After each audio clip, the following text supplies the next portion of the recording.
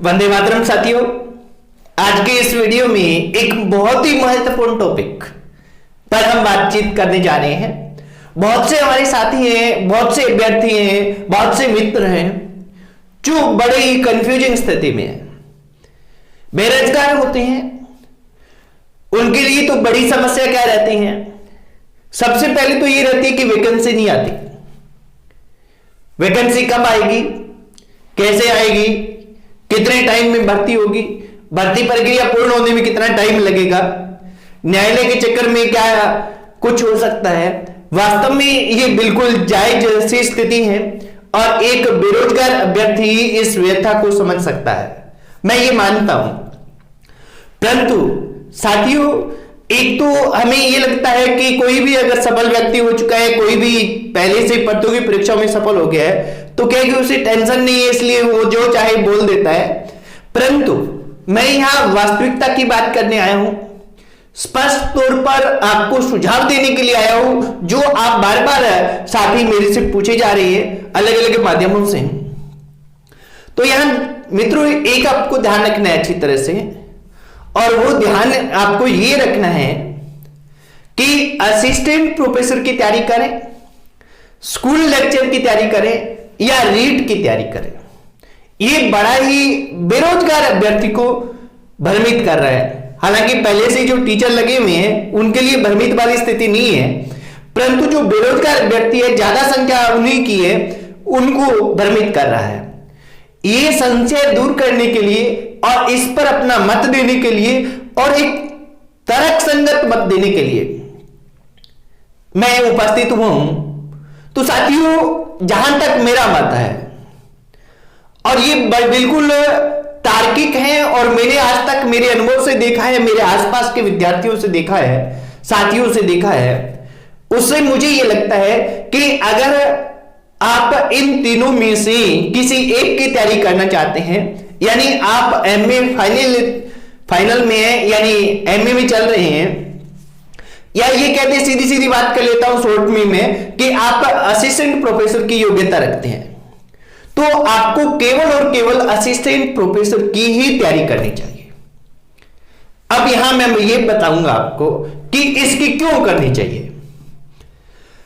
क्यों इसलिए करनी चाहिए क्योंकि असिस्टेंट प्रोफेसर में एक तो पद इतना बड़ा होता है कि इसको देखते ही लोग ये सोचने लग जाते हैं, बेरोजगार अभ्यर्थी ये सोचने लग जाते हैं कि हमें रोजगार प्राप्त करना है तो हम इसकी तैयारी नहीं करेंगे, हम रीट की करेंगे।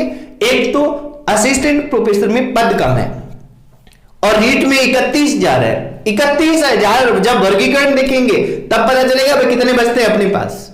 31,000 सामूहिक दिख रहा है, जबकि असिस्टेंट प्रोफेसर में कब पद कम लगते हैं और एक पद बड़ा लगता है, तो बेरोजगार को लगता है कि इतना बड़ा हम एकदम प्राप्त नहीं कर पाएंगे, इसमें सफल नहीं हो पाएंगे। ये आपकी एकमात्र भ्रांति है और बिल्कुल गलत विचार है ये आपका, अगर आप ऐसा सोचते हैं तो।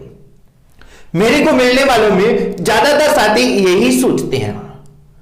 पर साथियों, यहां ये ध्यान रखना है कि असिस्टेंट प्रोफेसर जो भर्ती है उसकी तैयारी क्यों करनी चाहिए, क्योंकि उसमें कंपटीशन है ही नहीं। आप जैसे जो अभ्यर्थी हैं वो छोड़ छोड़ के भाग रहे हैं रीट की तरफ, वो भाग रहे हैं फर्स्ट ग्रेड की तरफ। असिस्टेंट प्रोफेसर में कोई बच ही नहीं रहा है।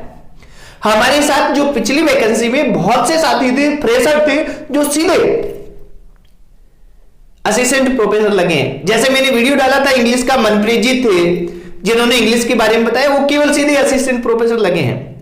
और ऐसे भी बहुत से साथी हैं जिन्होंने पूर्ण मनोयोग से तैयारी की और वो क्या कि बहुत सी वैकेंसियां निकाल के आए हैं। और एक साथी अभी आने वाले दिनों में मैं वीडियो डालूंगा कि वो जैसे एक सब्जेक्ट में फर्स्ट रैंकर है, पिछली भर्ती में 3 सब्जेक्ट से वो असिस्टेंट प्रोफेसर बने हैं। एक सब्जेक्ट से फर्स्ट रैंकर है, एक से फोर्थ रैंकर है, एक में 22nd रैंक है, 22वीं रैंक है।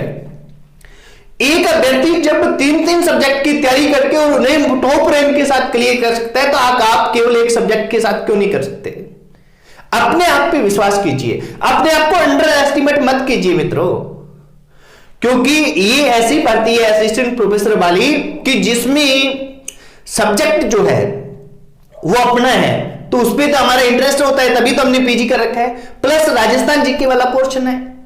अगर आप कॉमर्स के विद्यार्थी हैं, अगर आप साइंस स्ट्रीम के विद्यार्थी हैं, आपका राजस्थान जीके कमजोर है, आप साहित्य के विद्यार्थी हैं, राजस्थान जीके कमजोर है, तो सभी साहित्य वालों का राजस्थान जीके कमजोर होगा, सभी कॉमर्स वालों का कमजोर होगा, सभी साइंस वालों का कमजोर होगा। आपका अकेलों का नहीं है। आपको मेहनत करनी है, आपको चलना है और मजबूती के साथ चलना है। निश्चित तौर पर आप असिस्टेंट प्रोफेसर बनेंगे। तो आप चाहे बेरोजगार हैं, आप असिस्टेंट प्रोफेसर की तैयारी करें अगर आप इसकी योग्यता रखते हैं। पहला क्लियर फंडा। अब दूसरा है रीट और स्कूल व्याख्याता। अब रीट और स्कूल व्याख्याता में विद्यार्थी कंफ्यूज रहते हैं और ऐसे लगता है विद्यार्थियों की दोनों की तैयारी कर लेंगे। जो विद्यार्थी ये सोचता है कि जो दोनों की तैयारी कर लेंगे, उसके मन में क्या बातें आती हैं, जैसा मेरा अनुभव है मैं आपको बताता हूं। उसके मन में एक तो ये बात आएगी अब की स्थिति में, आज की स्थिति में, कि ये जो रीट है इसकी विज्ञप्ति मतलब इसकी परीक्षा की तिथि की घोषणा हो गई है 25 अप्रैल को। अभी स्कूल व्याख्याता की कोई हलचल नहीं है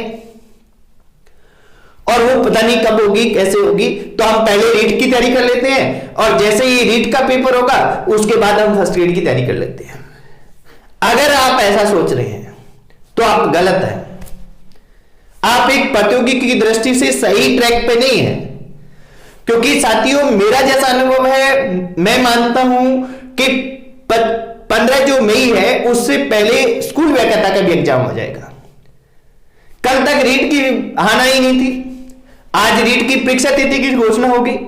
ऐसे ही एक दिन आएगा, अभी 15-20 दिन में, महीने में, यानी जनवरी में आ जाएगा कि स्कूल व्याख्याता की घोषणा हो जाएगी। अगर आप ऐसा सोच रहे हैं पहले, तो पहले रीट की तैयारी करते हुए 1 महीना होगा, तब तक स्कूल व्याख्याता की आ जाएगी। फिर आप दोबारा पजल होंगे कि किसकी तैयारी करें, और फिर पजल होते ही लास्ट में रह जाएंगे। तो आपको एक स्पष्ट निर्णय लेना है, सीधा निर्णय लेना है, स्ट्रिक्ट निर्णय लेना है। पहला काम ही हमारा यहां आगे बढ़ने का है कि हमारा एक डिसीजन हो। वो डिसीजन क्या हो कि अगर स्कूल व्याख्याता की आप योग्यता रखते हैं, यानी आप पीजी बीएड हैं, तो आपको केवल और केवल स्कूल व्याख्याता की तैयारी करनी चाहिए, चाहे रीट की पहली परीक्षा तिथि घोषित हो गई है। क्योंकि स्कूल व्याख्याता की भी आएगी और बहुत लंबी नहीं जाएगी, दोनों की तैयारी साथ नहीं हो सकती। आप ये सोच रहे हैं कि रीट की पहले कर लेंगे, व्याख्याता की बारे बाद में कर लेंगे, तो दोनों जगह से आप रह जाएंगे, दोनों में पिछड़ जाएंगे। तो पिछड़ना नहीं है किसी भी सूरत में, इसलिए एक को पकड़े। मैं बार बार सुझाव देता हूं, केवल एक को पकड़े।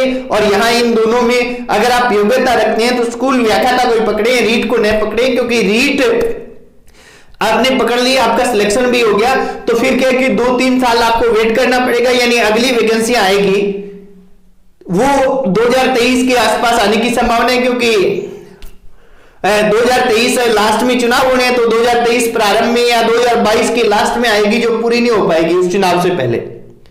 तो वहां वैकेंसी आएगी, तब क्या कि आप पहले रीट करके और अध्यापक बन चुके हैं, तो व्याख्याता की आपको 6 साल 7 साल बाद आप व्याख्याता बनेंगे, दोबारा और तैयारी करनी पड़ेगी, सब सिस्टम रहेगा।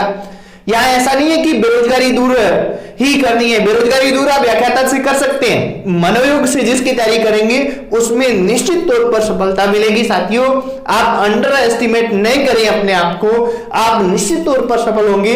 पर आप एक सॉलिड निर्णय लें, स्टिक निर्णय लें, फिर उस निर्णय पर बढ़ने के लिए नियमित अध्ययन प्रारंभ कर दें।